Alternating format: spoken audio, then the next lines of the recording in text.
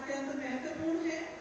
कर्मचारी राज्य बीमा निगम श्रम एवं रोजगार मंत्रालय के अंतर्गत आज 100 बिस्तरों वाले ESI अस्पताल मेरठ का शिलान्यास वीडियो कॉन्फ्रेंसिंग के माध्यम से माननीय प्रधानमंत्री जी के कदमों द्वारा होगा और इस कार्यक्रम में माननीय मुख्यमंत्री उत्तर प्रदेश जी की गरिमामय उपस्थिति जन जन को उत्साहित और आह्लादित कर रही है। आज ही नवम आयुर्वेद दिवस भी है, जिसके उपलक्ष्य में हम सभी लोग यहाँ एकत्रित हैं। आज का दिन वही है जिसमें कि भगवान धन्वंतरी समुद्र मंथन से अमृत कलश लेकर से तो अतिथि देवो भव इस परंपरा का निर्वहन करने के लिए मैं सम्मानित जनप्रतिनिधि गणों से निवेदन करती हूँ कि माननीय मुख्यमंत्री जी का पुष्प गुच्छ भेंट करके स्वागत करें। आप सहयोग करें अपनी तालियों के साथ। और इस अवसर पर श्री गणेश जी की प्रतिमा हम सबकी ओर से माननीय मुख्यमंत्री जी को प्रदान करने के लिए मैं जनप्रतिनिधि गणों से सामूहिक रूप से प्रदान करने का निवेदन कर रही हूँ और आपकी तालियां भी सहयोग देंगी, आपकी भावनाएं भी मंच तक पहुंचेंगी। ESI के इंश्योरेंस कमिश्नर श्री प्रणय सिन्हा जी भी एक सम्मान प्रतीक भेंट करना चाहते हैं माननीय को और इस सम्मान के पश्चात मैं निवेदन करती हूँ माननीय विधायक श्री अमित अग्रवाल जी से कि आप आए और अपने उद्बोधन से इस कार्यक्रम को प्रभावित।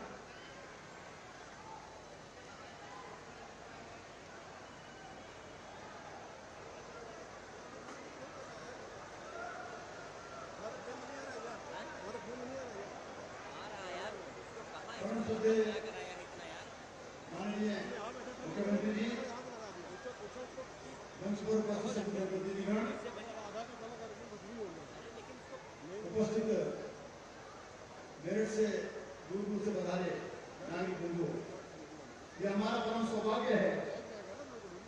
जब पूरे वर्ष में कोई उपहार मिलता है तो बड़ी खुशी होती है, लेकिन दीपावली का त्योहार, वो भी आज धनतेरस का त्योहार, जिस दिन आप हमें इतनी बड़ी सौगात देने मेरठ पधारे हैं। यहाँ पर आज 148 करोड़ की लागत से 100 बेड का ही अस्पताल बनने जा रहा है, जिसका शिलान्यास माननीय प्रधानमंत्री जी के कदमों द्वारा होगा और आपके सानिध्य में जो शिलान्यास होगा, आपने ये भूमि जिस पर ये बनेगा 2.5 हेक्टेयर भूमि आपने निःशुल्क इस अस्पताल को उपलब्ध कराई है। मैं इसके लिए मेरठ की जनता की ओर से और अपनी ओर से आपका आभार व्यक्त करता हूँ। मानव इनमें श्रमिकों को तो लाभ होगा ही, लेकिन जो अनऑर्गेनाइज लेबर है मेरठ की 1/3 जनता जो है वो श्रमिक में आती है। जो आपने ODOP में यहाँ पर खेलकूद के सामान के निर्माता हैं श्रमिक, जो यहाँ ज्वेलरी में निर्माता है, हैंडलूम में है, कांटलारी में है, ऐसी उस्तरा में है, ऐसे उद्योगों के श्रमिकों को भी कोई लाभ यहाँ मिल सके, ऐसी मैं आपसे अपेक्षा करता हूँ, आपसे मांग करता हूँ कि उनको भी इससे जोड़ने के लिए कोई नीति की घोषणा आप निश्चित रूप से करेंगे। मान्यवर, मैं बहुत आभारी हूँ, मेरी जनता बहुत आभारी है कि आपने मेरठ के यातायात को देखते हुए मेरठ के 9 रिंग रोड के लिए 13 किलोमीटर लंबी उसके लिए DPR तैयार करने के निर्देश दिए हैं। आपने एक मल्टी लेवल पार्किंग कचहरी में बनाने के लिए भी मेरठ विकास प्राधिकरण को निर्देशित किया है। मैं इस सब के लिए मेरठ की जनता की ओर से आपका बहुत बहुत आभार व्यक्त करता हूँ। मान्यवर, मेरठ का ऐसा शहर है, महानगर है, जहाँ एक भी फ्लाईओवर या एक भी एलिवेटेड रोड नहीं है। तो मेरा आपसे निवेदन है कि 2.5 किलोमीटर लंबी एक बेगमपुर से और जेलचुंगी तक की एलिवेटेड रोड, जिससे मेरठ का यातायात बाहर निकल सके, और एक शहीद स्मारक से बच्चा 750 मीटर का एलिवेटेड रोड और आप हमको देने की कृपा करेंगे, ऐसा मैं आपसे आग्रह करता हूँ, अनुरोध करता हूँ। मेरठ में त्वरित न्याय मिल सके, इसके लिए बहुत पुरानी मांग है हाईकोर्ट की। मेरठ में सुलभ हमको पहुंच उपलब्ध हो सके, इसके लिए रीजनल कनेक्टिविटी के लिए भी एक हवाई अड्डे की आवश्यकता है, उसको भी आप हमें देने की कृपा करेंगे। $1 ट्रिलियन इकोनॉमी की जो आपकी चाहत है, जिसको करने में आप लगे हैं, उसमें मेरठ का भी योगदान उसके लिए ये हवाई उड़ान और ये हाईकोर्ट बहुत जरूरी है। मैं एक साउथ रिंग रोड के लिए भी आपसे ये अनुरोध करूंगा कि सिंचाई विभाग का जो रजवाया है वो अनौपचारिक निष्प्रयोज्य हो गया है। उसकी 7.5 किलोमीटर लंबाई है, वो भी अगर आप लोग निर्माण विभाग को सिंचाई विभाग से हस्तांतरित करा देंगे तो मेरठ में साउथ रिंग रोड का भी सपना पूरा हो जाएगा। मेरठ के यातायात को सुलभ रास्ता उपलब्ध होगा। मैं इन्हीं शब्दों के साथ अपनी बात पूरी करते हुए मेरठ की ओर से, मेरठ की जनता की ओर से और सभी की ओर से आपका बहुत बहुत अभिनंदन करता हूँ, बहुत बहुत स्वागत करता हूँ और आभार व्यक्त करता हूँ। जय हिंद, जय भारत, जय श्री राम। बहुत बहुत आभार माननीय। और अब मैं माननीय सांसद श्री अरुण गोविल जी से निवेदन करती हूँ कि आप भी अपने उद्बोधन से हमें अनुग्रहित करें और एक बार सब मिलकर बोलेंगे जय श्री राम। जय श्री राम। परम श्रद्धेय माननीय मुख्यमंत्री जी, सम्मानित मंच, बहनों और भाइयों, आप सबको मेरा नमस्कार, मेरा प्रणाम। आज का दिन मेरठ के इतिहास में लिखा जाने वाला एक दिन है जब आज भगवान धन्वंतरी जी का प्राकट्य दिवस है और आज हमें यहाँ एक सौगात मिली है, एक ऐसी सौगात जिससे मेरठ के श्रमिकों का, उनके स्वास्थ्य का, उनके परिवार के स्वास्थ्य का बहुत ज़्यादा फायदा होगा। मैंने 1.5 महीना पहले हमारे मनसुख मांडविया जी को एक खत लिखा था जिसमें मैंने रिक्वेस्ट की थी कि बहुत दिनों से ये इसका शिलान्यास नहीं रुका हुआ है, आप इसका शिलान्यास करवाने की कृपा करें। पर मुझे नहीं मालूम था कि इतनी जल्दी इतना कुछ होगा। आज का दिन इतना हमारे लिए सौभाग्यशाली है कि माननीय प्रधानमंत्री जी इसका वर्चुअल शिलान्यास करेंगे हमारे माननीय मुख्यमंत्री जी की उपस्थिति में। ये दिन बहुत अच्छा है। मुख्यमंत्री जी, आपने इस प्रदेश के लिए जो किया है वो अद्भुत है, पर फिर भी हम कहते हैं कि विकास की कोई सीमा नहीं होती। बहुमुखी विकास जब होता है तो आज इस अवसर पर मैं आपसे 2-3 रिक्वेस्ट करने जा रहा हूं। हमारे यहाँ इनर रिंग रोड एक है जो बहुत सालों से अटकी पड़ी है, उसका जानकारी ये है कि सारा सब कुछ हो चुका है, केवल आपकी स्वीकृति उसके लिए चाहिए, वो स्वीकृति देने की कृपा करें। मेरठ उत्तर भारत का गोल्ड का बाजार है, गोल्ड कैपिटल है और इसके जितने भी काम होता है वो सब छोटी छोटी गलियों में होता है। इसके लिए गोल्ड पार्क के रूप में एक परिसर अगर हमें मिल जाए तो वहाँ रोजाना 25 करोड़ रुपए का स्वर्ण आभूषण जो मेरठ में बिकता है और 50,000 लोग इसमें काम करते हैं, बंगाली और मराठी परिवार। एक और रिक्वेस्ट है, आयुर्वेद को प्रोत्साहन देने के लिए जिस तरह दिल्ली के आयुर्वेदिक एम्स की तर्ज पर मेरठ में एक आयुर्वेदिक यूनिवर्सिटी इसकी आवश्यकता है जिससे स्वदेशी चिकित्सा पद्धति का विकास हो सके। आदरणीय मुख्यमंत्री जी, एक जिले में एक प्रोडक्ट की जो सराहना हुई है उसका एक्सपोर्ट भी बढ़ा है। ये योजना अब पूरी तरह स्थापित हो चुकी है। आपसे रिक्वेस्ट है कि एक जिले में 2 प्रोडक्ट अगर कर दिए जाएं और मेरठ में दूसरे प्रोडक्ट के रूप में गोल्ड व्यवसाय को लिया जाए। और अब अंत में, मेरठ एक धार्मिक और औद्योगिक क्षेत्र है। हस्तिनापुर भी इसमें क्षेत्र है जहां जैन सनातन बहुत सारे अनुयायी हैं। इसको ऐतिहासिक इसके महत्व को देखते हुए अगर यहाँ राजधानी की तर्ज पर ISBT यानी इंटर स्टेट बस टर्मिनल की सुविधा अगर आप करा दें तो बहुत मेरठ आपका सदैव और सदैव ऋणी रहेगा। आप यहाँ आज पधारे धन्वंतरी दिवस पर और इस हॉस्पिटल के शिलान्यास के लिए आपका बहुत बहुत बहुत बहुत धन्यवाद। जय श्री राम।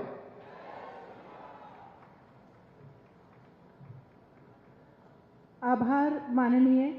आज नवम आयुर्वेद दिवस के साथ साथ 100 बिस्तरों का अस्पताल का शिलान्यास भी किया जाना है। ये अपने आप में सर्वे भवन्तु सुखिनः की नीति को सार्थक कर रहा है। पारदर्शिता, निष्पक्षता, निष्ठा और कर्मठता, इन सभी को अगर एक ही नाम देना चाहें तो वो है प्रदेश के मुखिया माननीय मुख्यमंत्री उत्तर प्रदेश योगी आदित्यनाथ जी। हम बहुत ही सम्मान के साथ, आदर के साथ महोदय को उनके उद्बोधन के लिए आमंत्रित करते हैं और उनके चरणों में अपना नमन, आपके प्रणाम अर्पित करते हैं। भारत माता की, भारत माता की, भारत माता की। वंदे वंदे वंदे। नमः पार्वती पतिये हर हर बाबा ओगड़नाथ की इस पावन धरा, जिसे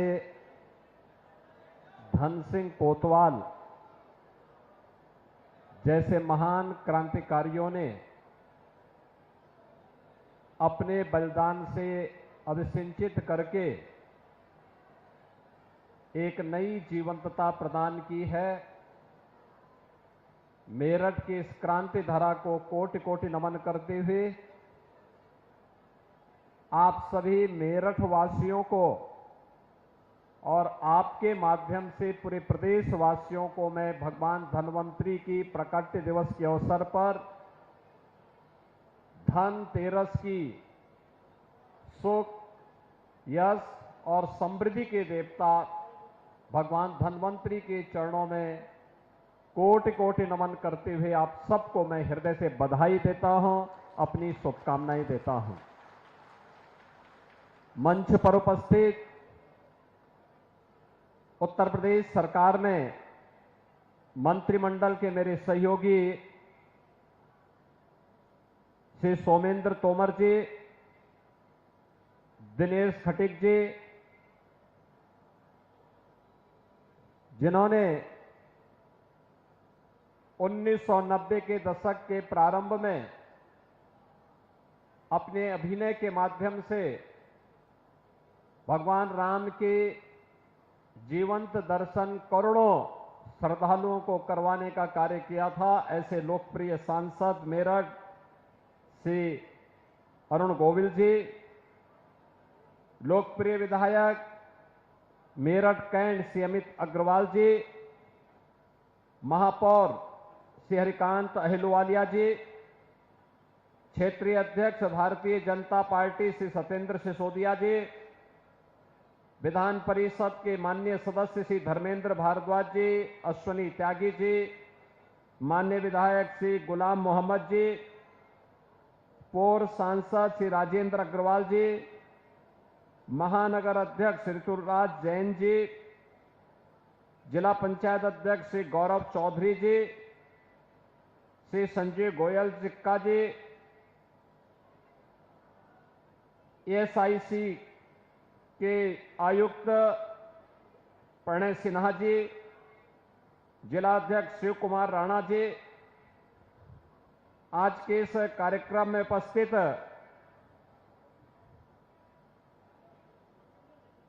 एएसआईसी के सदस्य डॉक्टर प्रेम नारायण अरोड़ा जी,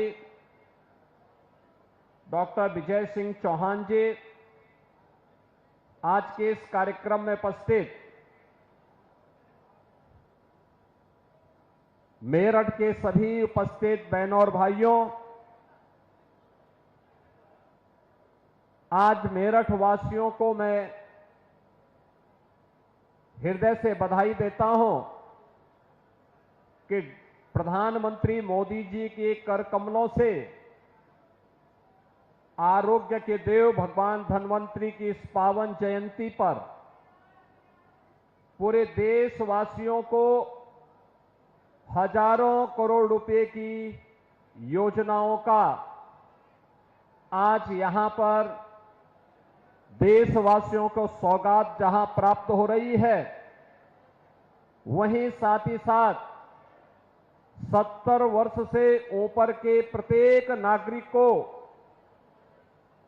5 लाख रुपए प्रतिवर्ष स्वास्थ्य बीमा का कवर आयुष्मान भारत के माध्यम से प्राप्त हो, इसकी सुविधा का भी शुभारंभ होने जा रहा है।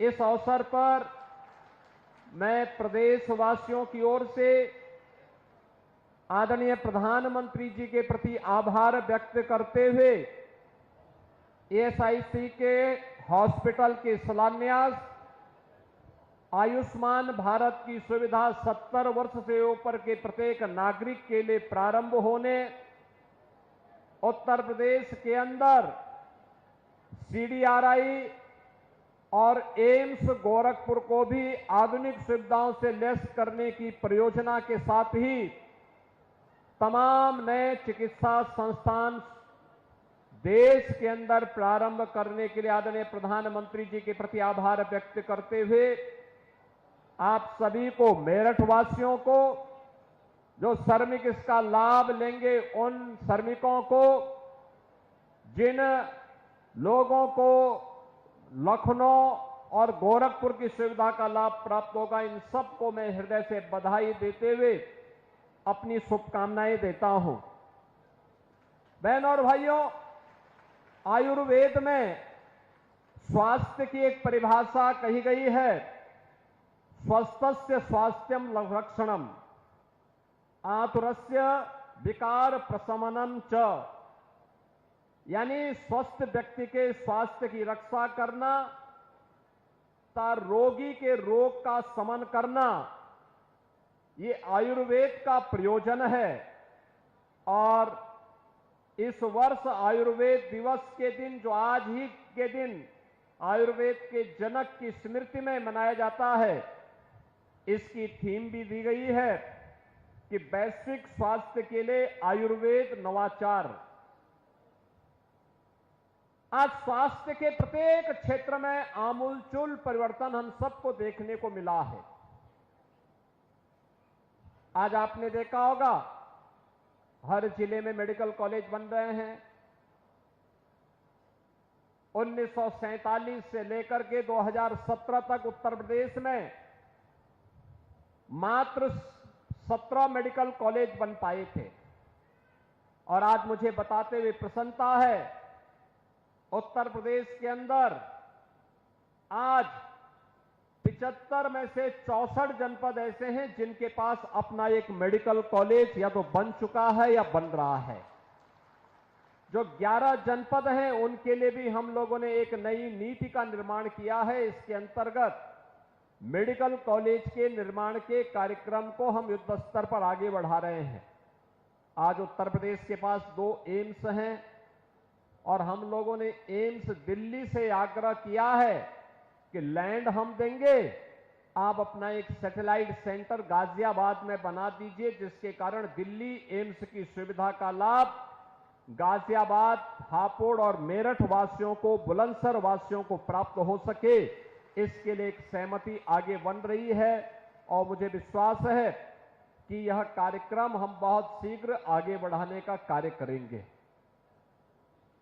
उत्तर प्रदेश देश के अंदर सर्वाधिक आयुष्मान भारत की सुविधा का लाभ प्रदान करने वाला राज्य है। 5 करोड़ 14 लाख से अधिक उत्तर प्रदेश के नागरिक आयुष्मान भारत का गोल्डन कार्ड प्राप्त कर चुके हैं और श्रमिकों के लिए तो और भी सुविधा हम लोगों ने इस दिशा में आगे बढ़ाई है। खासतौर पर उत्तर प्रदेश श्रम और सेवायोजन विभाग के माध्यम से प्रधानमंत्री मोदी जी के मार्गदर्शन में उत्तर प्रदेश के अंदर सरकार ने निर्माण श्रमिकों के लिए हर कमिश्नरी में, हर मंडल मुख्यालय पर एक एक अटल आवासीय विद्यालय बनाए हैं।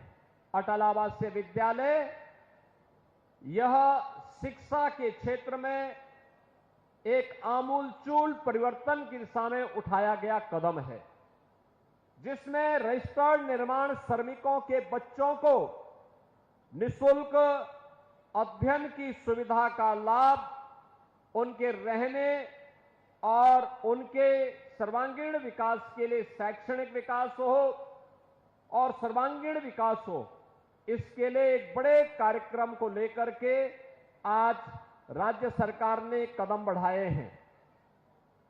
निर्माण श्रमिकों के बच्चों की निःशुल्क शादी हो सके, इसके लिए सामूहिक विवाह की योजना और इसके लिए 75,000 रुपए तक की राशि जहां उन बच्चों के लिए उपलब्ध करवाई जा रही है, वहीं साथ ही साथ निर्माण श्रमिकों से जुड़े हुए बच्चों के लिए अध्ययन के लिए, उच्च अध्ययन के लिए मेडिकल की अध्ययन की पढ़ाई हो, तकनीकी शिक्षा की हो, उच्च अध्ययन की हो, वे जीवन के किसी भी क्षेत्र में उच्च अध्ययन करने के लिए जाते हैं तो उसके लिए भी अतिरिक्त धनराशि उन्हें उपलब्ध करवाने की कार्रवाई को आगे बढ़ाया जा रहा है।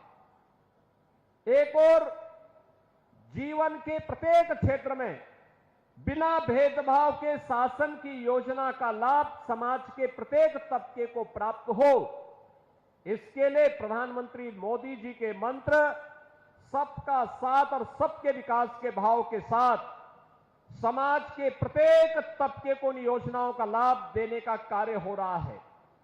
आवास विहीन परिवारों को एक एक आवास, देश के अंदर सर्वाधिक आवास देने वाला राज्य उत्तर प्रदेश है। 56 लाख से अधिक गरीबों को अब तक एक एक आवास दिया जा चुका है।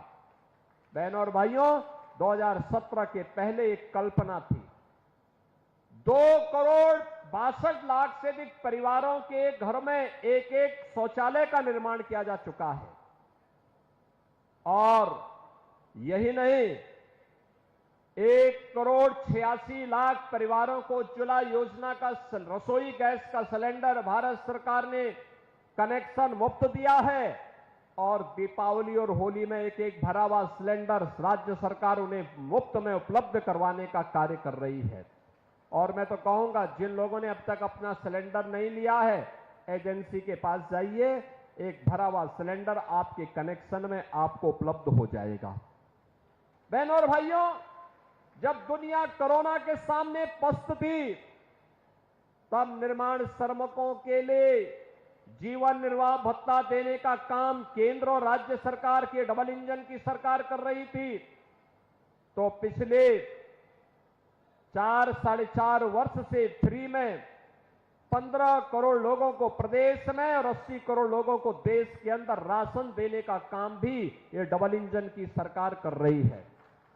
बहनों और भाइयों, जीवन के प्रत्येक क्षेत्र में जहां बिना भेदभाव के शासन की योजना का लाभ हर व्यक्ति को उपलब्ध करवाया जा रहा है, आरोग्यता के क्षेत्र में, शिक्षा के क्षेत्र में, स्पोर्ट्स के क्षेत्र में भी कार्य हो रहा है, वहीं आपका मेरठ आज हमारे पश्चिमी उत्तर प्रदेश का सबसे तेजी के साथ एक बड़े इंफ्रास्ट्रक्चर के रूप में उभरा है। आज से 7 वर्ष पहले दिल्ली से मेरठ की दूरी 3.5 से 4 घंटे लगते थे। आज आपके पास प्रदेश का पहला 12 लेन का एक्सप्रेसवे दिल्ली मेरठ के बीच में बन करके तैयार हो गया है, दूरी मात्र 45 मिनट। रैपिड रेल मेरठ और दिल्ली को जोड़ चुका है, दूरी मात्र 40 मिनट की दूरी पे अब दिल्ली रह गया है। और गंगा एक्सप्रेसवे मेरठ को सीधे प्रयागराज से जोड़ रहा है। 2025 में प्रयागराज कुंभ है, प्रयागराज कुंभ में मेरठ और पश्चिमी उत्तर प्रदेश के बंधुओं को प्रयागराज में जाकर के हर हर गंगे, नमामि गंगे के दर्शन करने का सौभाग्य भी प्राप्त होगा। संगम की त्रिवेणी में स्नान करने का पुण्य प्राप्त भी करने का एक अवसर प्राप्त होगा। एक्सप्रेसवे बनने के बाद ये दूरी मात्र 6 से 7 घंटे में पूरी की जा सकती है। बहनों और भाइयों, एक और यहां तो दूसरी तरफ स्पोर्ट्स के लिए 1 डिस्ट्रिक्ट 1 प्रोडक्ट में मेरठ को स्पोर्ट्स आइटम का हब बनाने की दिशा में सरकार ने जो कदम बढ़ाया है, आज मुझे प्रसन्नता है कि बाबा ओगलनाथ की कृपा से मेरठ उसमें तेजी के साथ आगे बढ़ा। आज स्पोर्ट्स आइटम न केवल देश की बल्कि दुनिया की आवश्यकता की आपूर्ति मेरठ कर रहा है। और इसीलिए हॉकी के जादूगर मेजर ध्यानचंद की स्मृति में उनके नाम पर प्रदेश का पहला स्पोर्ट्स यूनिवर्सिटी मेरठ के अंदर बन रहा है। युद्ध स्तर पर कार्य चल रहा है और मेरा विश्वास है कि जब ये मेरठ का स्पोर्ट्स यूनिवर्सिटी बनकर के तैयार होगा, तब यहां पे ओलंपिक में मेडल प्राप्त प्रदान करने वाले एक से एक युवा को हम मेरठ से पैदा करने और मेरठ के विश्वविद्यालय में से हम आगे बढ़ाने का काम करेंगे। आज आपने देखा होगा मेरठ में जो स्पोर्ट्स यूनिवर्सिटी बन रही है, ये स्पोर्ट्स यूनिवर्सिटी केवल यूनिवर्सिटी नहीं है, वर्ल्ड क्लास फैसिलिटी के साथ नए खिलाड़ियों को तलाशने और उनको तराशने का काम करेगा। इसलिए मेरठ अब यहां पर अत्याधुनिक इंफ्रास्ट्रक्चर के साथ आज मजबूती के साथ खड़ा होकर के आगे बढ़ रहा है। एक तरफ यह, दूसरी तरफ शिक्षा के भी एक बड़े हब के रूप में नए नए विश्वविद्यालय, नए नए तकनीकी केंद्र आज मेरठ के अंदर स्थापित हो रहे हैं। सरकार इन सुविधाओं को पूरी मजबूती के साथ आगे बढ़ाने का काम कर रहा है। ये डबल इंजन की सरकार का यही लाभ है, बिना भेदभाव के आपको इन सुविधाओं का लाभ मिलेगा। मेरठ के अंदर अभी मैं यहां की ही एयर स्ट्रिप पे उतरा हूं, मैं हिंडन में नहीं उतरा, मैं सहारनपुर में भी नहीं उतरा, दिल्ली में भी नहीं, मेरठ में ही मैंने अपना एयरक्राफ्ट उतारा है और यहीं पर उतर करके मैं आपके बीच में मात्र 15 मिनट में कंकड़खेड़ा में पहुंचा हूं। बहन और भाइयों, मेरठ में संभावना है और बहुत शीघ्र देश का सबसे बड़ा एयरपोर्ट, इंटरनेशनल एयरपोर्ट जेवर में बनने जा रहा है। जेवर में यह तो बनेगा ही, साथ साथ यमुना अथॉरिटी में जो यहां से कुछ ही मिनट की दूरी पर आपको पड़ेगा, फिल्म सिटी का निर्माण भी होने जा रहा है, ट्राई सिटी का निर्माण होने जा रहा है, एपरेंट पार्क का निर्माण हो रहा है, मेडिकल डिवाइस पार्क का निर्माण होने जा रहा है। यानी यहां के युवाओं के लिए, उनकी आकांक्षाओं की पूर्ति के लिए वे सभी कार्य अब मेरठ और उसके इर्द गिर्द आसपास के क्षेत्रों में हम सबको वे सभी कार्य यहां पर होते हुए दिखाई देंगे।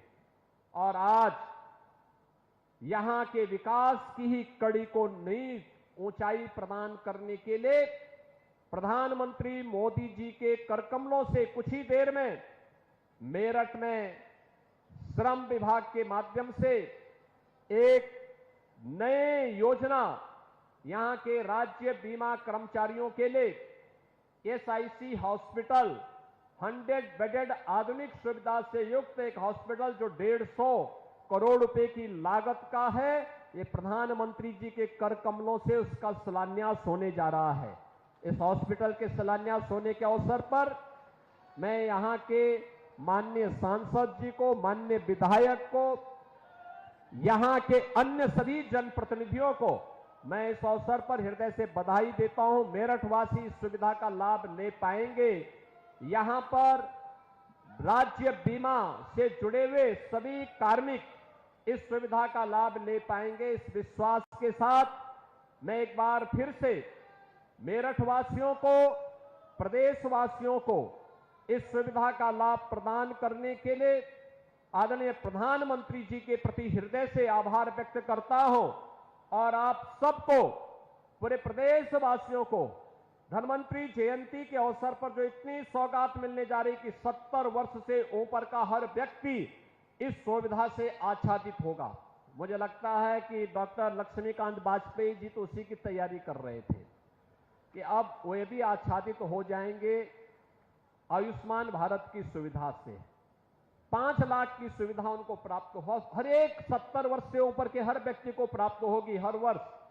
और आप एक तो आपके पास एक गारंटी होगी, दूसरा यहां पे हॉस्पिटल का भी शिलान्यास होने जा रहा है।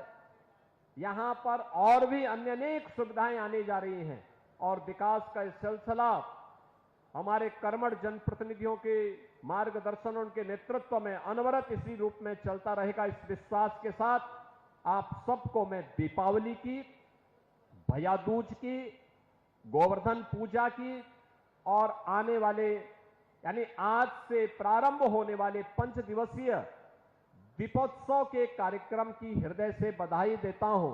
कल मुझे अयोध्या धाम रहना है। अयोध्या में रामलला के प्रकट होने के बाद, रामलीला के विराजमान होने के बाद पहला दीपोत्सव का आयोजन भी है और मैं आपका भी आह्वान करूंगा अयोध्या के दीप के साथ आपके घरों में भी दीप जलने चाहिए। भगवान राम के आगमन पर आपके घरों में भी दीप जलने चाहिए। इस अवसर पर आप सबको दीपावली की हृदय से बधाई। दीपावली की खुशी आपके जीवन में, आपके पारिवारिक जीवन में, आपके सार्वजनिक जीवन में निरंतरता बनी रहे, इस विश्वास के साथ आप सभी को मैं अपनी हृदय से बधाई देता हूं, अपनी शुभकामनाएं देता हूं। धन्यवाद। जय हिंद, जय जय श्री राम।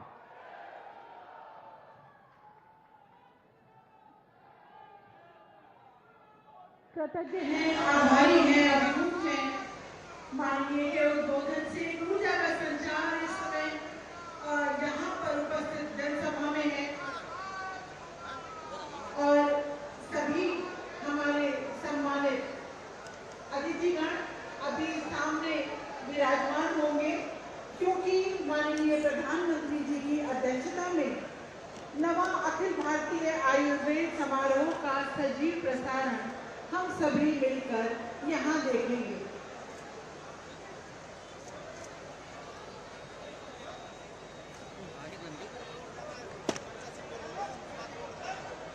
सभी से अपना अपना स्थान ग्रहण करने का निवेदन करती हूँ, क्योंकि अब समय हो गया है जबकि माननीय प्रधानमंत्री जी के द्वारा इस 100 बिस्तरों वाले अस्पताल का शिलान्यास और आयुर्वेद समारोह का देख सकेंगे। पुनः निवेदन करती हूँ कि सभी लोग अपना अपना स्थान ग्रहण कर लें।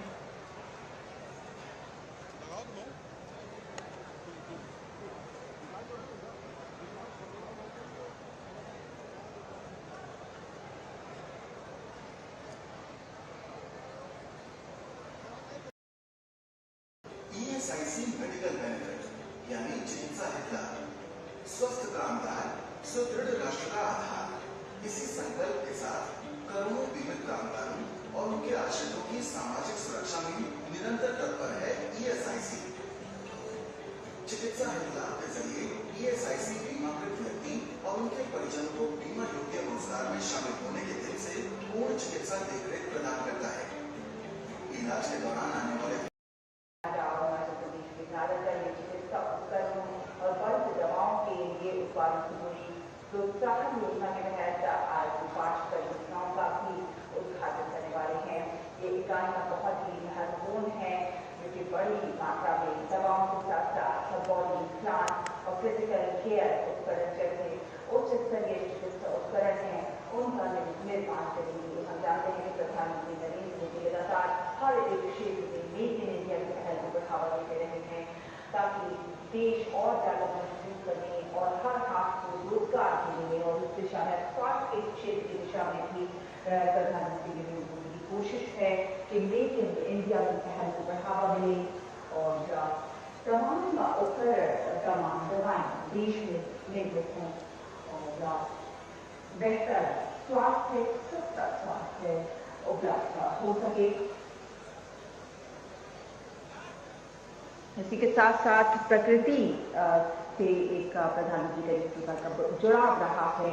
प्रकृति किस तरह से हमारे स्वास्थ्य को बेहतर बनाने की दिशा में सहायक हो सकती है, उस अपनी प्रकृति, अपनी विरासत, अपनी परंपरा के साथ लेकर चलते हुए प्रधानमंत्री नरेंद्र मोदी की कोशिश है कि देश का प्रकृति परीक्षण अभियान शुरू हो और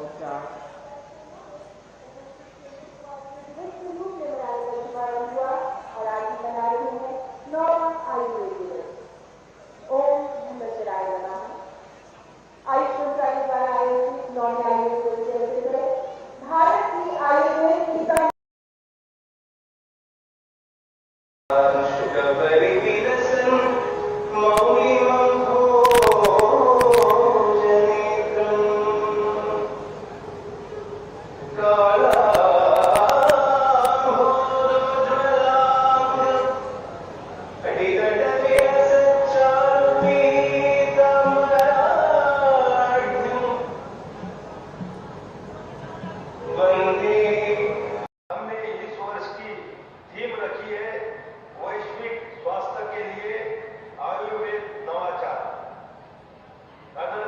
प्रधानमंत्री जी आपसे मार्गदर्शन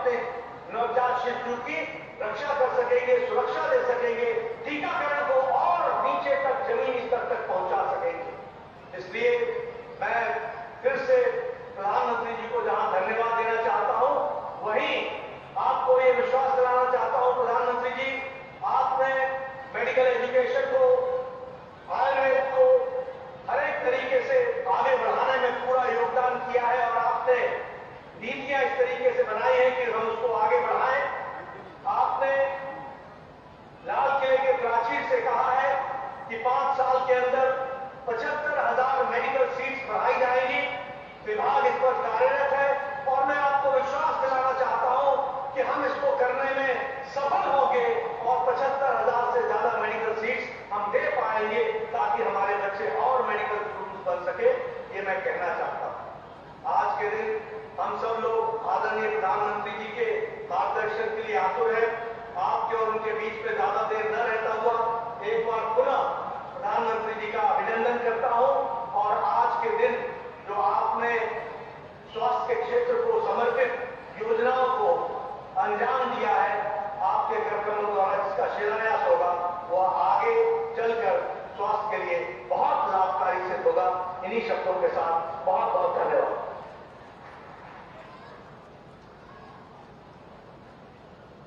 आपका हार्दिक आभार माननीय मंत्री जी। मान्यवर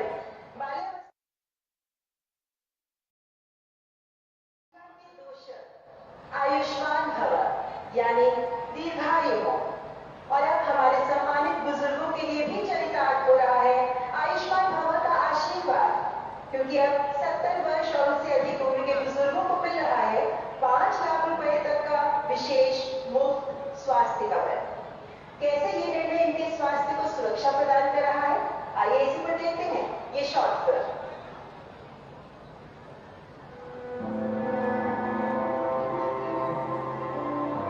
इस परिस्थिति का नाम बुढ़ापा नहीं है, इसका नाम नारी भी है, लाचारी भी है, जिन्होंने हम सबको पाल पोस कर बड़ा किया। ऐसे बुजुर्गों के लिए अब श्रवण कुमार बनेगा वय वंदना।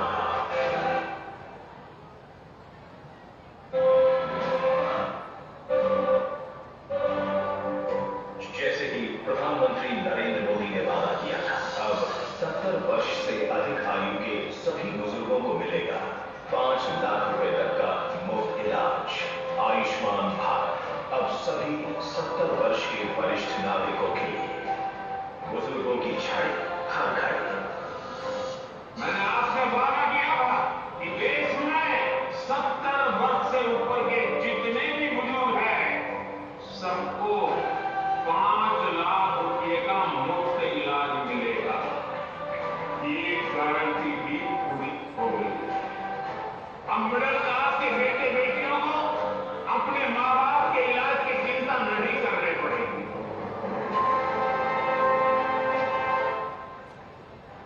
हर एक नागरिक जो 70 से अधिक की आयु का है, चाहे वो किसी भी इनकम ग्रुप से क्यों ना हो, उन सभी को इस योजना का लाभ मिलेगा और 5 लाख तक का इलाज मुफ्त मिलेगा। किसी केंद्रीय या राज्य स्वास्थ्य बीमा योजना के लाभार्थी अपनी मौजूदा योजना या आयुष्मान भारत में कोई एक चुन सकते हैं।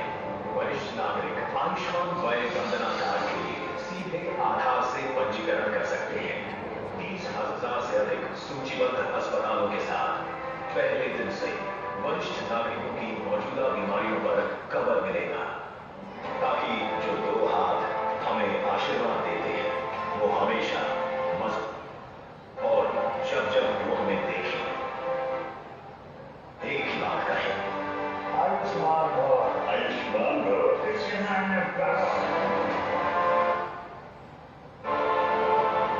आयुष भारत 70 वर्ष, बुजुर्गों की छाड़ी हर घड़ी।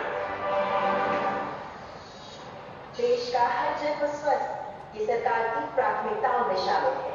विश्व की सबसे बड़ी स्वास्थ्य योजना आयुष्मान भारत प्रधानमंत्री जन आरोग्य योजना इसका अनुभव उदाहरण है, जिसके तहत 55 करोड़ भारतवासी स्वास्थ्य कवर प्राप्त कर रहे हैं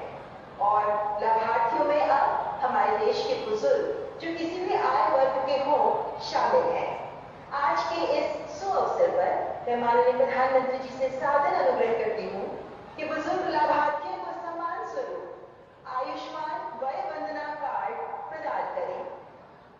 सबसे पहले मंच पर पधार रहे हैं उत्तर प्रदेश से श्री पंचानन शुक्ला।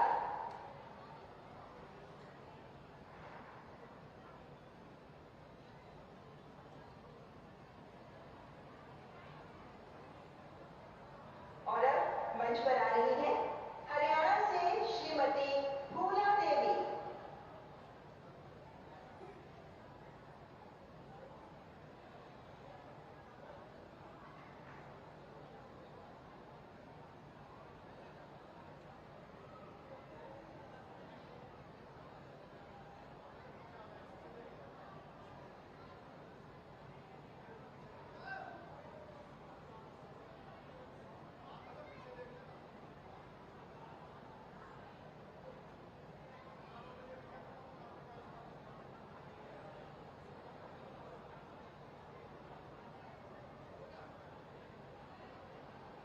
और अब चंडीगढ़ से श्री दीपचंद पधार रहे हैं माननीय प्रधानमंत्री जी से वय वंदना कार्ड प्राप्त करने के लिए।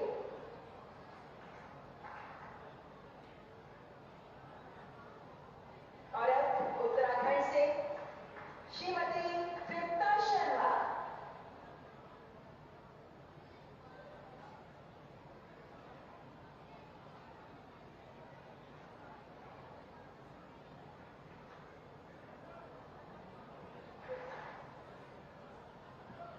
बहुत बहुत धन्यवाद माननीय प्रधानमंत्री जी, आपका हार्दिक आभार।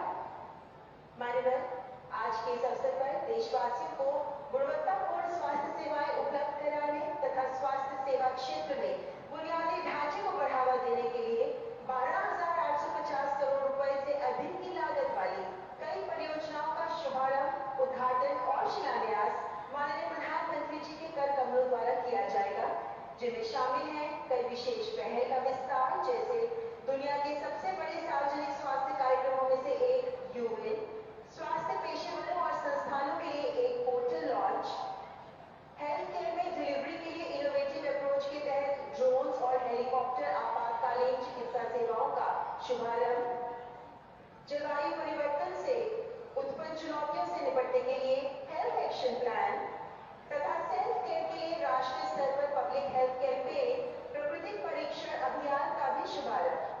साथ ही आयुष मंत्रालय, स्वास्थ्य मंत्रालय, ESIC की भी तमाम योजनाएं तथा फार्मास्यूटिकल विभाग की भी विभिन्न परियोजनाओं का शुभारंभ, उद्घाटन व शिलान्यास माननीय प्रधानमंत्री जी के कर कमलों द्वारा किया जाएगा। अब मैं माननीय प्रधानमंत्री जी से सादर आग्रह करती हूँ कि कृपया रिमोट का बटन दबाकर इन स्वास्थ्य क्षेत्र से संबंधित परियोजनाओं का शुभारंभ, उद्घाटन व शिलान्यास करें।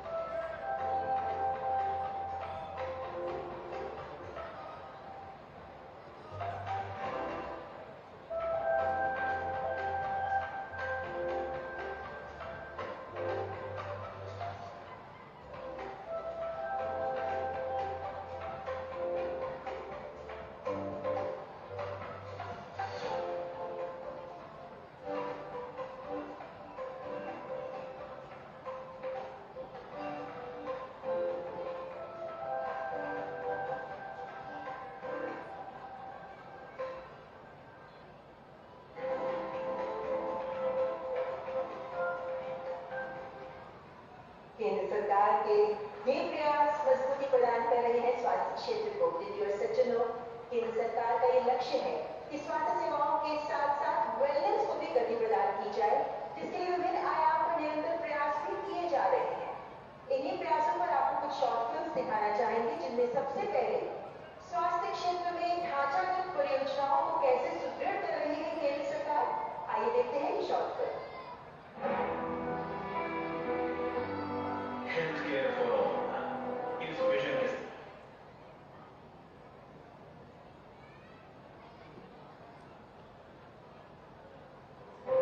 इसी कड़ी में मंत्री जयंती और 9वें आयुर्वेद दिवस पर एक ही दिन मंत्री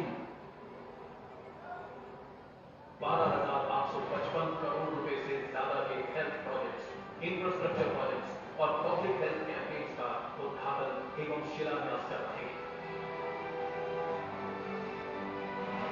दिल्ली भारत के पहले अखिल भारतीय आयुर्वेद संस्थान के फेज 2 IIT दिल्ली और JNU में आयुर्वेद अनुसंधान के लिए सेंटर ऑफ एक्सीलेंस का उद्घाटन। एम्स दिल्ली में national level research and referral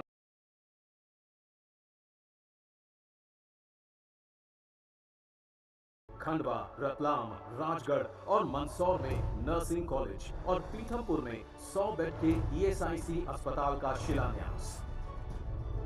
Karnataka 4 शहरों में प्रधानमंत्री आयुष्मान भारत स्वास्थ्य अवसंरचना मिशन के तहत क्रिटिकल केयर ब्लॉक, बोम्मासांद्रा में 200 बेड और नरसापुरा में 100 बेड के ESIC अस्पताल का शिलान्यास। छत्तीसगढ़ बिलासपुर राजकीय मेडिकल कॉलेज में सुपर स्पेशलिटी ब्लॉक का उद्घाटन। केंद्रीय योग एवं प्राकृतिक चिकित्सा अनुसंधान संस्थान रायपुर का शिलान्यास।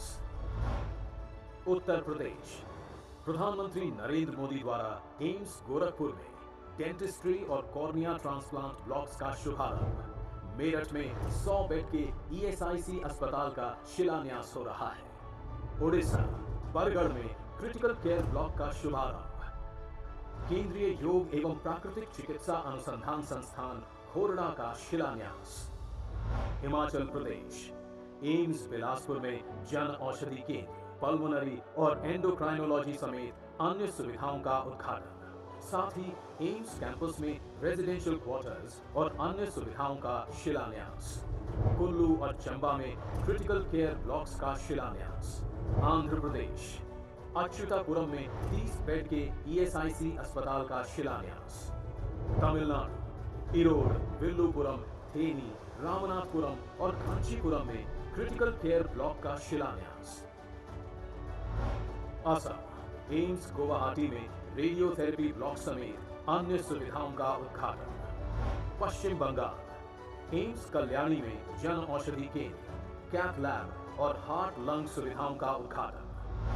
बिहार एम्स पटना में NICU, किडनी ट्रांसप्लांट और कैंसर के इलाज के लिए HELA ABC सुविधाओं का उद्घाटन। मणिपुर थौबल में क्रिटिकल केयर ब्लॉक का शिलान्यास। हरियाणा ESIC मेडिकल कॉलेज एवं अस्पताल फरीदाबाद का 500 बेड के साथ उन्नयन। बल्लभगढ़ के Fatehpur Baloch community health centre में 15 बेड के अस्पताल का शिलान्यास। राजस्थान 8 शहरों में क्रिटिकल केयर ब्लॉक्स का शिलान्यास। इन इंफ्रास्ट्रक्चर प्रोजेक्ट से लोगों को किफायती और उत्तम स्वास्थ्य सुविधाएं मिलेंगी। देश भर में मेडिकल इंफ्रास्ट्रक्चर और मजबूत होगा। साथ ही आयुर्वेद और नेचुरोपैथी चिकित्सा को बढ़ावा मिलेगा।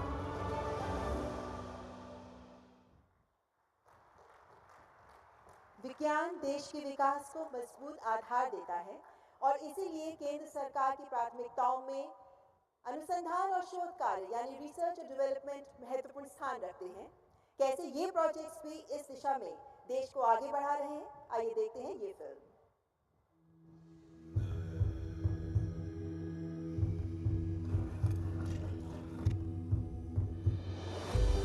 प्रधानमंत्री मोदी जी के आह्वान पर नाइपर्स में फार्मा मेडिटेक के 4 सेंटर्स ऑफ एक्सीलेंस, आयुष स्वास्थ्य योजना में 4 centres of excellence, national public health campaign प्रकृति परीक्षण और central drug testing laboratory Bhubaneswar का शुभारंभ हो रहा है। Centre of excellence in medical device Ahmedabad diagnostics, bio electronics और इम्प्लांट के क्षेत्र में भारत को आत्मनिर्भर बनाएगा। Centre of excellence for phyto pharmaceuticals Guwahati herbal औषधि के क्षेत्र में रिसर्च और डेवलपमेंट का उत्कृष्ट केंद्र बनेगा। Centre of excellence Hyderabad bulk drugs के क्षेत्र में तकनीकों का विकास करेगा। Centre of excellence for anti bacterial and anti viral drug discovery Mohali संक्रामक रोगों के खिलाफ लड़ाई में अग्रणी भूमिका निभाएगा। IISc Bengaluru, IIT Delhi, JNU और CBRI लखनऊ में सेंटर्स ऑफ एक्सीलेंस का शुभारंभ हो रहा है, जहां आयुर्वेद चिकित्सा में नवाचार व अनुसंधान को नया आयाम मिलेगा। प्रधानमंत्री नरेंद्र मोदी जी के करकमलों से शुभारंभ हो रहा है राष्ट्रव्यापी पब्लिक हेल्थ कैंपेन प्रकृति परीक्षण। अब हर नागरिक अपने शरीर का प्रकार जान पाएंगे, उसी के अनुसार आयुर्वेदिक प्रथाओं को अपना सकेंगे।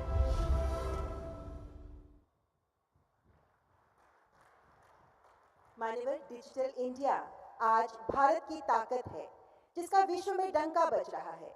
डिजिटल हेल्थ आज एक वास्तविकता बन गई है। स्वास्थ्य क्षेत्र के डिजिटल पहलू पर आइए देखते हैं ये फिल्म।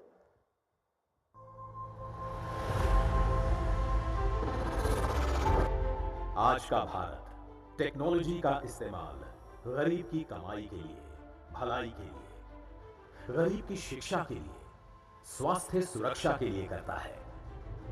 देश का नया यूविन ऐप किसी क्रांति से कम नहीं है। ये ऐप जन्म से लेकर के 16 साल के बच्चे को और गर्भवती महिलाओं को भी किस दिन कौन सा टीका लेना है वो पूरा रिकॉर्ड रखेगा। इस ऐप से लाभार्थी देश में कहीं भी अपने नजदीकी हेल्थ सेंटर को लोकेट करके वहां पर जाकर टीका ले सकते हैं। गांव, पहाड़ों, दूर दराज के क्षेत्रों में रहने वाले लाभार्थियों तक पहुंच सुगम होगी और देश के किसी भी बच्चे या माता का टीका ना चूके, ये टेक्नोलॉजी से सुनिश्चित होगा। इतना ही नहीं, देश भर के टीकाकरण के लाभार्थियों तक स्वास्थ्य कर्मियों को पहुंचने में सहायता मिलेगी। दूर दराज के इलाकों में अब दवाओं की डिलीवरी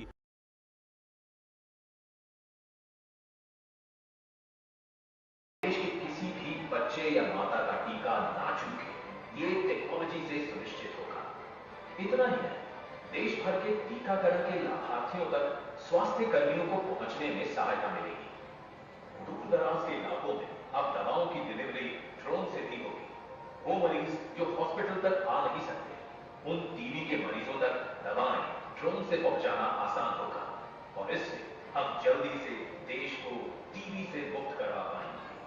पहाड़ी इलाकों में भी इमरजेंसी मेडिकल सर्विसेज पहुंचाएंगे। ये हेलीकॉप्टर सर्विस की जिम्मेदारी है। साथ ही allied and health care professionals और इंस्टीट्यूट्स के लिए पोर्टल तैयार है, जो मौजूदा हेल्थ केयर प्रोफेशनल्स और इंस्टीट्यूट्स के लिए एक सेंट्रलाइज्ड डेटाबेस के तौर पर काम करेगा। डिजिटल हेल्थ मिशन के लिए जरूरी हेल्थ प्रोफेशनल्स को भी डिजिटली ही रिक्रूट किया जाएगा। डिजिटल होते भारत में डिजिटली मिलेगा उपचार, उंगलियों के छोर पर मिलेगा स्वास्थ्य का वरदान।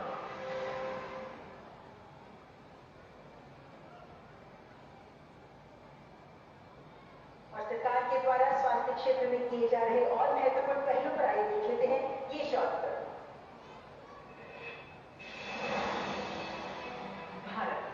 दुनिया की तीसरी सबसे बड़ी फार्मा इंडस्ट्री, जेनेरिक दवाओं की ग्लोबल डिमांड का 20% आपूर्ति करने वाला देश। भारत आज फार्मेसी ऑफ द वर्ल्ड के रूप में प्रधानमंत्री नरेंद्र मोदी जी के विजन से एक विराट स्वरूप ले रहा है। सामान्य नागरिक को सस्ती दवाइयां, हार्ट ट्रीटमेंट सस्ता, कैंसर का इलाज किफायती हो, इम्प्लांट कम कीमत में उपलब्ध हो। इसी संकल्प के साथ भारत सरकार की प्रोडक्शन लिंक्ड इंसेंटिव स्कीम प्रभावी तरीके से काम कर रही है। PLI स्कीम से कंपनियों को आर्थिक मदद दी जाती है, जिससे घरेलू उत्पादन बढ़ता है। कभी तो कभी बहुत महंगी कैटेगरी वाले हार्ट स्टेंट भी आधी कीमत पर लोगों को उपलब्ध हो रहे हैं। प्रधानमंत्री नरेंद्र मोदी की मेक इन इंडिया पहल में देश में आज कैंसर केयर, रेडियोलॉजी और इम्प्लांट जैसे क्षेत्रों में बड़े पैमाने पर प्रोडक्शन बढ़ाया है, जिसका सीधा फायदा देशवासियों को सस्ते इलाज के रूप में मिल रहा है। आज हम heart valve, stent, anaesthesia work station, syringe pump, patient monitoring system, high quality body implant देश में ही बना रहे हैं। फिर से पेनिसिलिन जी का उत्पादन शुरू कर रहे हैं। पहली बार एंटीबायोटिक्स बनाने वाले क्लैम्बेनिक एसिड प्लांट लगा रहे हैं। तेजी से आगे बढ़ता देश का फार्मा सेक्टर आत्मनिर्भर भारत का ड्राइविंग फोर्स बनेगा। हम देश की जरूरतों को भी पूरा करेंगे और ग्लोबल सप्लाई हब भी बनेंगे। भारत को गति दे रहा है मेक इन इंडिया, जिसके तहत डिवाइसेस और फार्मास्यूटिकल इंस्ट्रूमेंट्स के निर्माण में भी मेक इन इंडिया देश को आगे बढ़ा रहा है। माननीय एक दूरदृष्टा, एक युग दृष्टा माननीय प्रधानमंत्री जी श्री नरेंद्र मोदी, आपके भव्य दिव्य उद्बोधन के लिए हम उत्सुक हैं, आह्लादित हैं। माननीय, आपसे करबद्ध आग्रह करती हूँ कि आज के इस महत्वपूर्ण अवसर पर अपने संबोधन से हमें अनुग्रहित करें, अपने अनमोल वचनों द्वारा हमारा मार्गदर्शन करें। माननीय प्रधानमंत्री श्री नरेंद्र मोदी।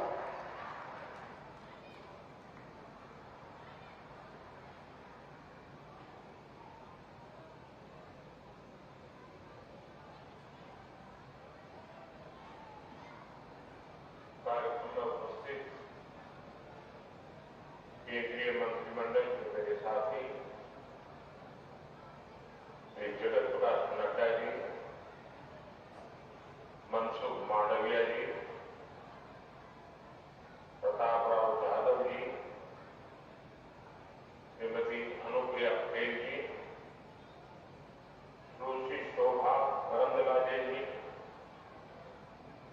संसद में मेरे साथी इसी क्षेत्र के सांसद श्री रामवीर सिंह बिजूड़ी जी,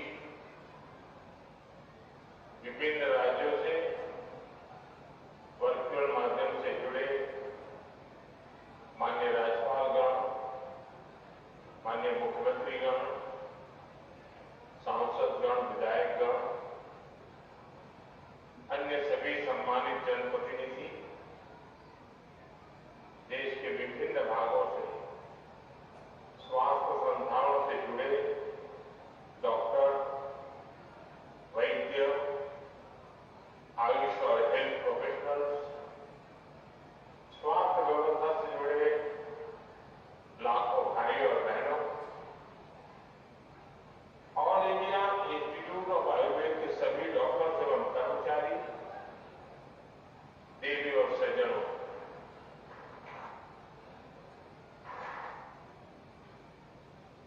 आज पूरा देश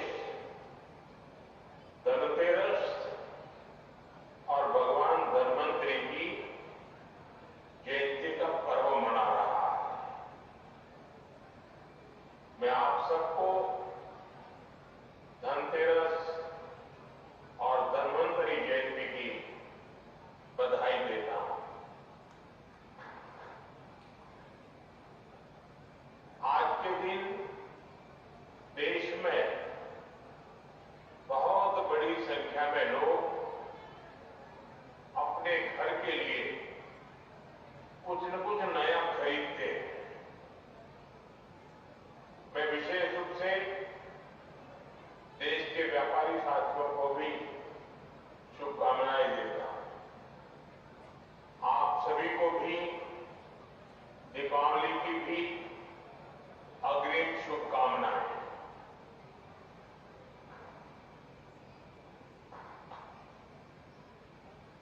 हम में से बहुत लोग हैं जिन्होंने बहुत दिवालियां देखी है,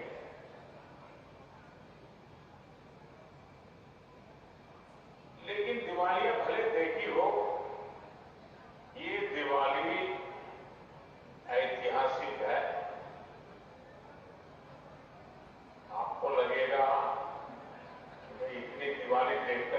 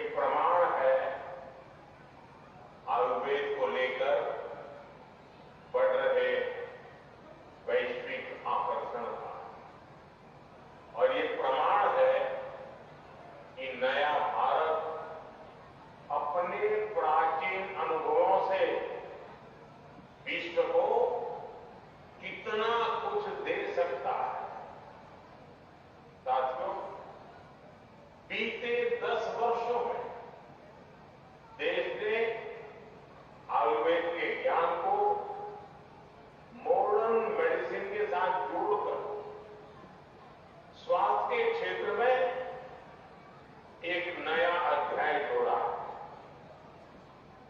all India institute of Ayurveda इसका एक बड़ा केंद्र बना। 7 वर्ष पहले आज ही के दिन मुझे इस इंस्टीट्यूट के पहले फेज को समर्पित करने का सौभाग्य मिला। आज भगवान धन्वंतरी की जयंती पर ही मुझे इसके सेकंड फेज के लोकार्पण का अवसर मिल रहा है। अब यहां पंचकर्म जैसी प्राचीन पद्धतियों का आधुनिक टेक्नोलॉजी के साथ फ्यूजन देखने को मिलेगा। आयुर्वेद और मेडिकल साइंस की फील्ड में एडवांस रिसर्च भी होगी और मैं इसके लिए सभी देशवासियों को बधाई देता हूं। साथियों, जिस देश के नागरिक जितने स्वस्थ होंगे उस देश की प्रगति की गति भी तेज होगी। इस सोच के साथ अपने नागरिकों के स्वास्थ्य को प्राथमिकता देते हुए केंद्र सरकार ने स्वास्थ्य नीति के 5 स्तंभ तय किए। पहला, प्रिवेंटिव हेल्थ केयर, यानी बीमारी होने से पहले का बचाव। दूसरा, समय पर बीमारी की जांच। तीसरा, मुफ्त और सस्ता इलाज, सस्ती दवाएं। चौथा, छोटे शहरों में अच्छा इलाज, डॉक्टरों की कमी दूर करना।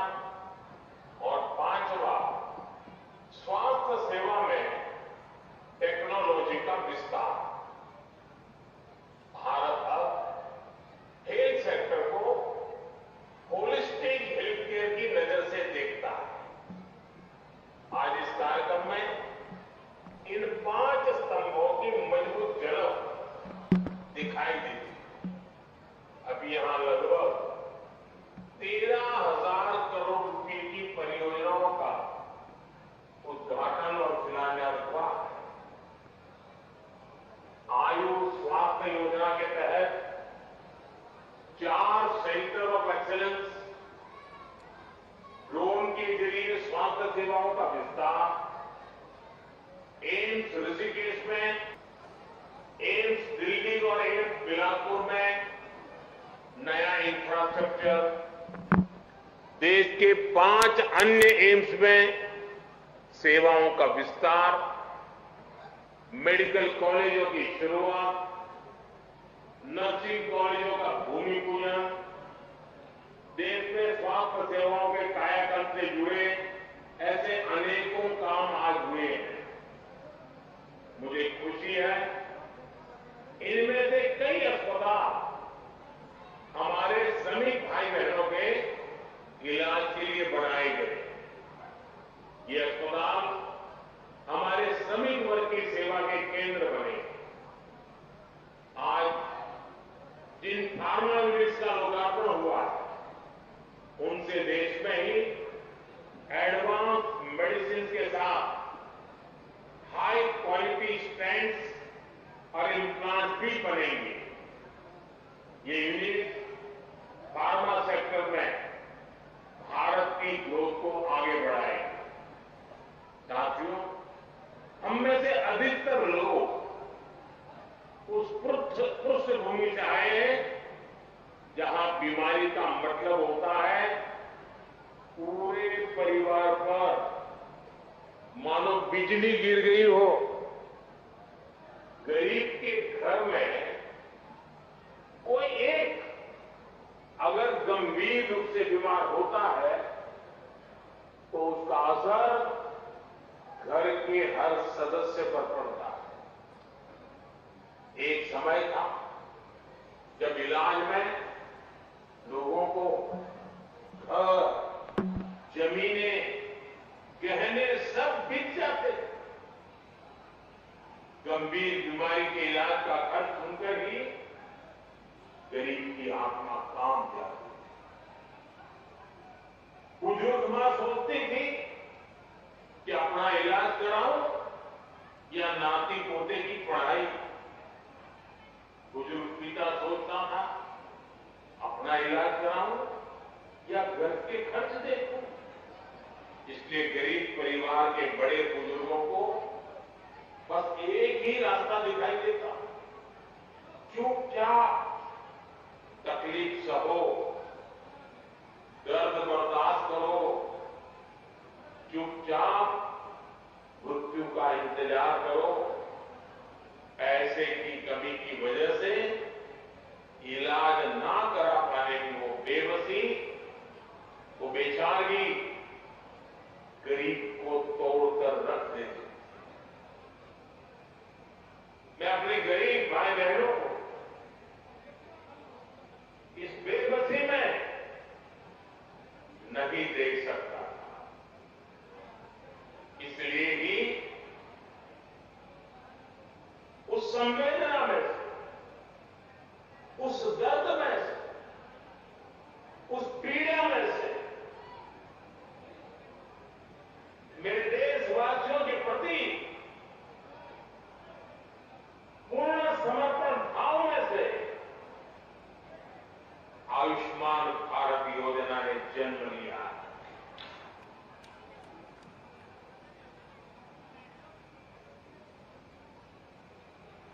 सरकार ने तय किया कि गरीब के अस्पताल में भर्ती होने का खर्च 5 लाख रुपए तक के इलाज का खर्च सरकार उठाएगी।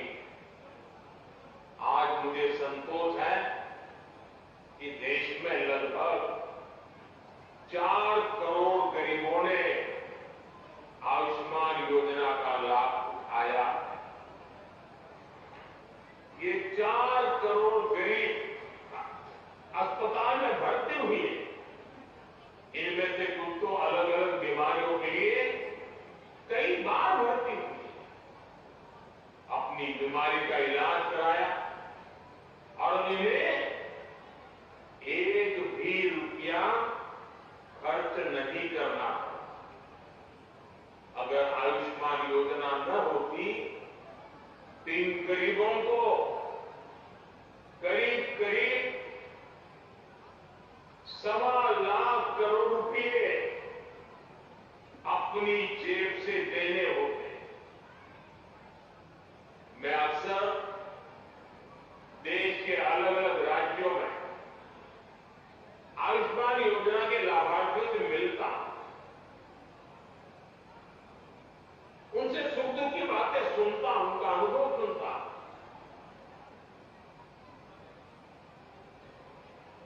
और बात करते हुए उनकी आंखों में से जो खुशी के आंसू छलकते हैं, वो आयुष्मान योजना से जुड़े हर व्यक्ति के लिए, हर डॉक्टर के लिए, हर पैरामेडिकल स्टाफ के लिए किसी आशीर्वाद से कम नहीं होते। इससे बड़ा आशीर्वाद नहीं हो सकता। आप विश्वास करिए, लोगों को ऐसे संकट से उबारने वाली योजना पहले कभी नहीं बनी। और आज मुझे इस बात का बहुत संतोष है कि आयुष्मान योजना का विस्तार हो रहा है। देश के हर बुजुर्ग की नजर इस कार्यक्रम पर है। चुनाव के समय मैंने गारंटी दी थी कि तीसरे कार्यकाल में 70 वर्ष से ऊपर के सभी बुजुर्गों को आयुष्मान योजना के दायरे में लाया जाएगा।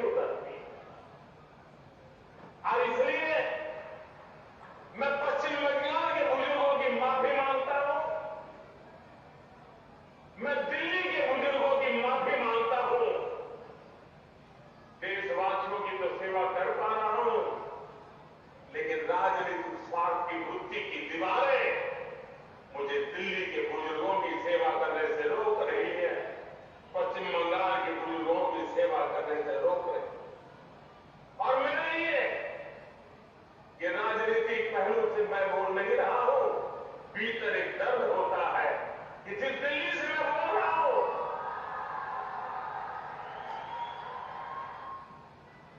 दिल्ली के भी बुजुर्ग मेरी बात सुनते होंगे।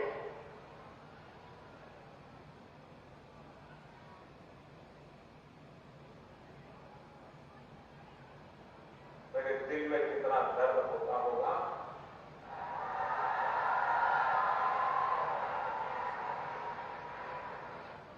मैं शब्दों में बयान नहीं कर पाऊंगा।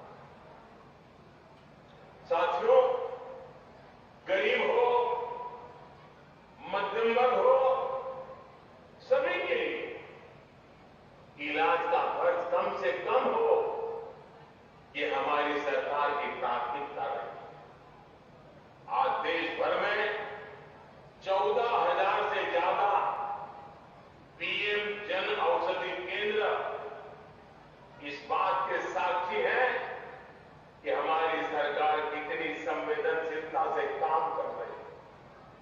जन औषधि केंद्र पर 80% डिस्काउंट पर दवाइयां मिल रही है।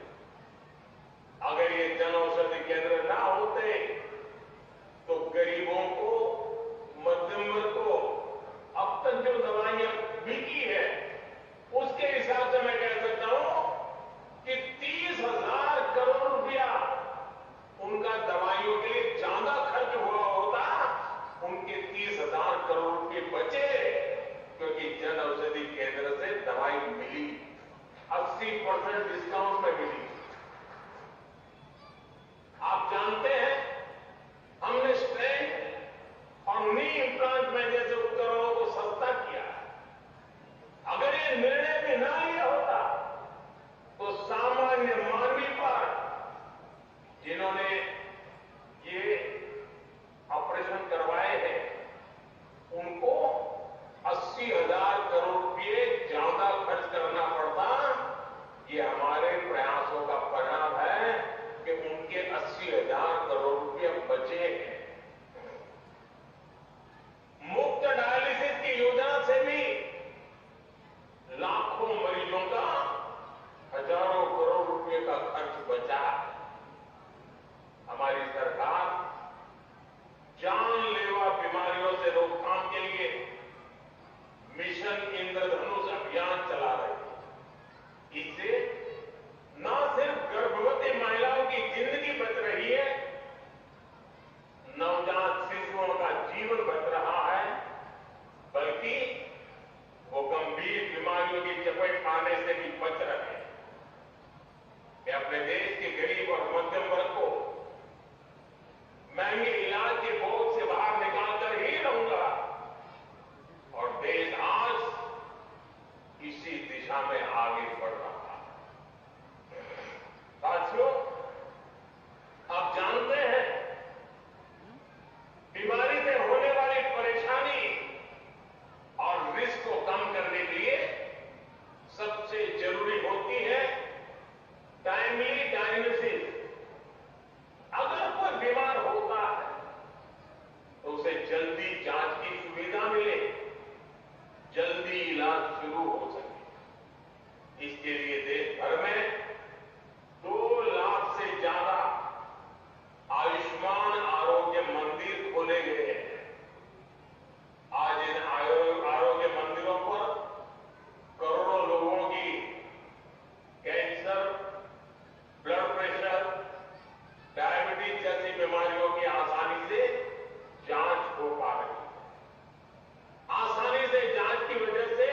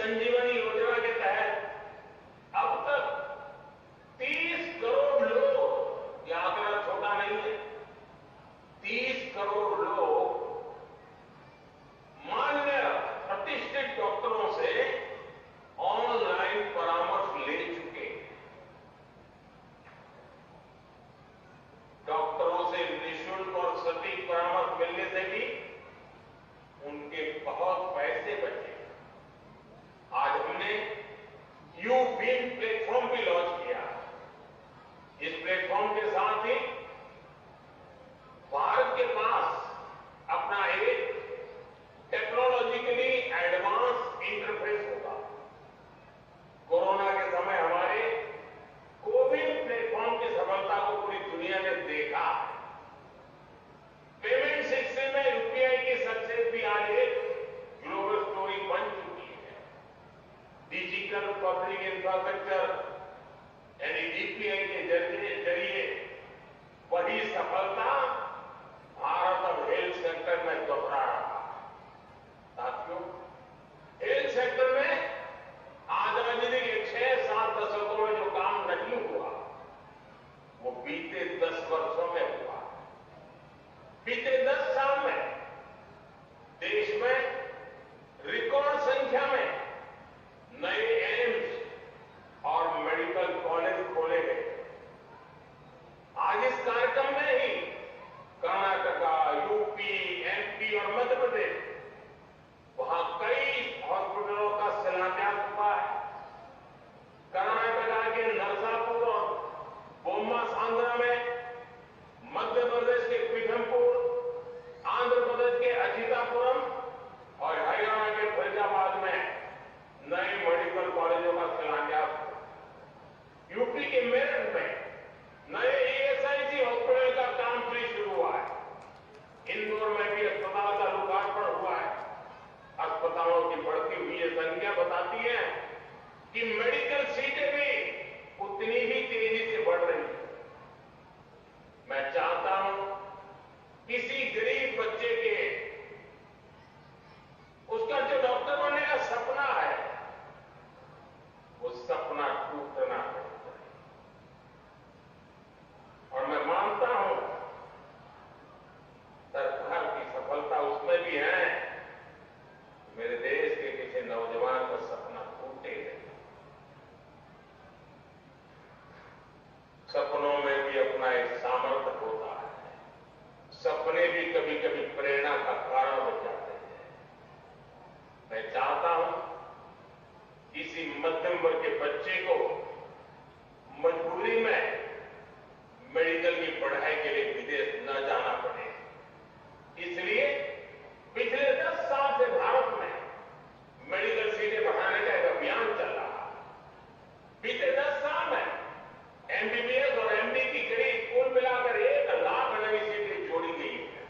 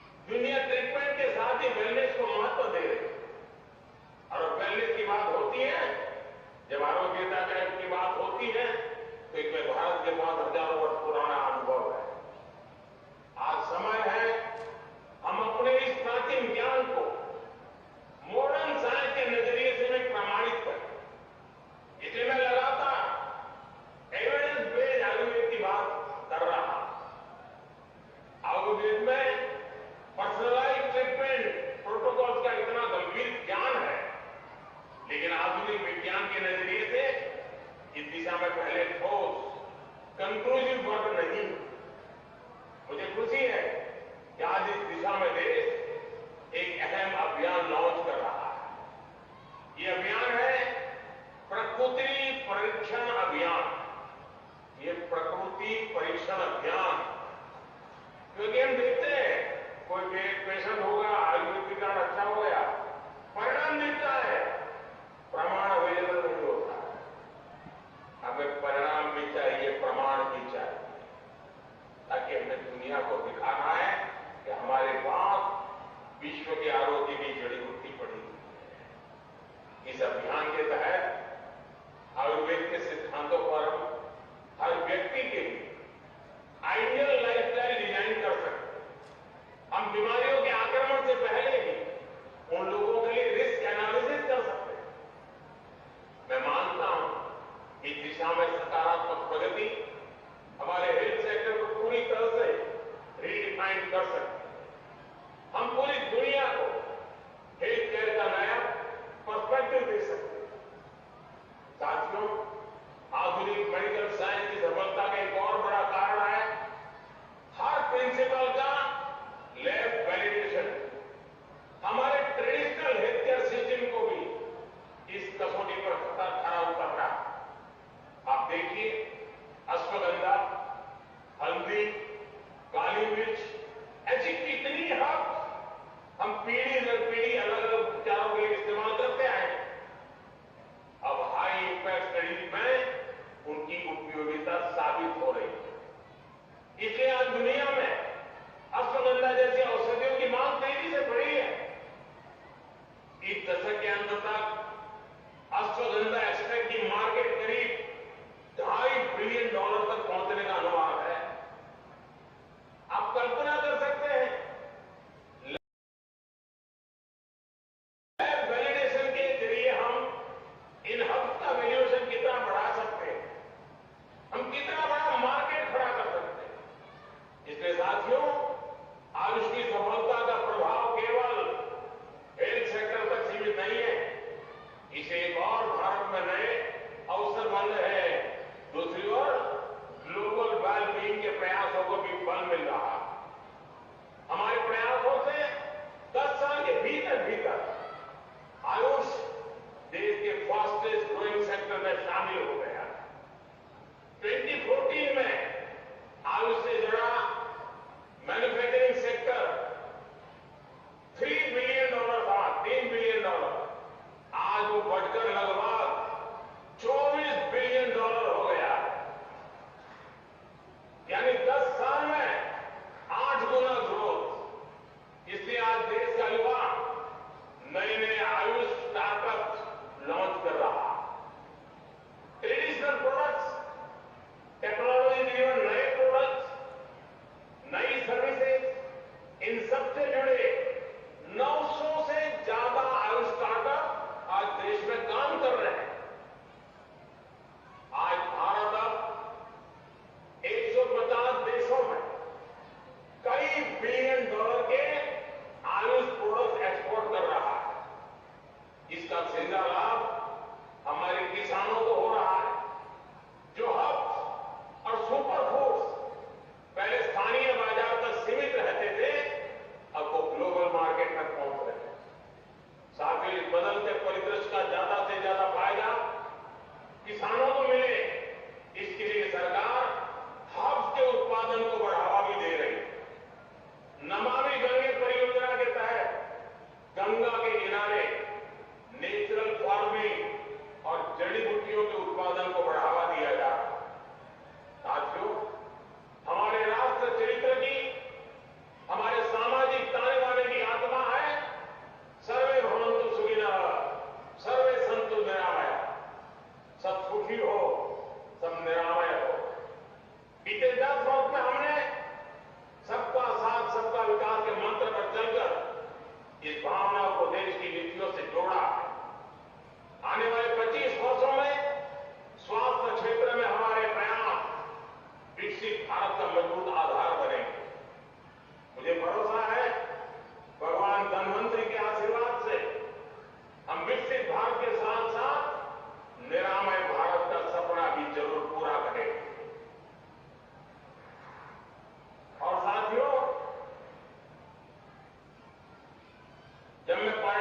निर्माण की चर्चा करता है।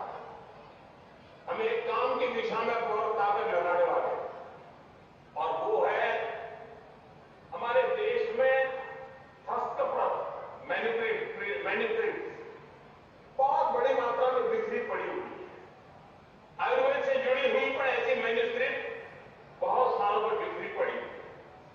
अब देश अपनी इस विरासत को संजोने के लिए मिशन मोड पे काम करने वाला है।